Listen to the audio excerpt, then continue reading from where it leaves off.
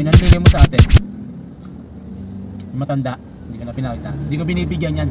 Kasi, makikita ko, pinangyoyosi lang. Ang lakas magyosi. Kada makikita ko dyan, nagyoyosi. Pag pauwi ako, nagyoyosi. Mas gusto ko pa rin talagang bigyan yung lumalaban ng patas. Yung mga nagtitinda, gumagawa ng paraan para kumita, hindi aasa sa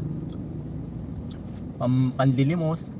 Kaya yung mga tropa dyan, yung mga makakapanood dito, kapag merong nagbebenta, nakita nyo hirap naman, huwag nyo nang tawaran. Kung ano yung presyo nya, yun na yun. Diba? Sa SM nga, puta, mahal-mahal, di tayo tumatawad eh. Di tayo humihingi ng discount. Tapos yung mga nagbebenta ng walis, nagbebenta ng mga kakanin, mga prutas, tapos tinatawaran pa natin. Hindi na natin tawaran. Tulong na natin sa kanila yun. Kasi minsan mga Pilipino, kung sino pa yung kailangan tulungan, yung pa yung binabarat eh. Napapanood ko si Malupiton. Makukulit yung content nun. Pero ano yung galing eh. Meron siyang content tungkol dun sa ano, nagtitinda siya. Tapos tinatawaran pa. Galing, sapul. Sapul na sapul yung mga Pilipino dun. Na 5 piso na nga lang yung kanya, tapos tatawaran pa. Ula na lang, ibigay na lang, hingin na lang.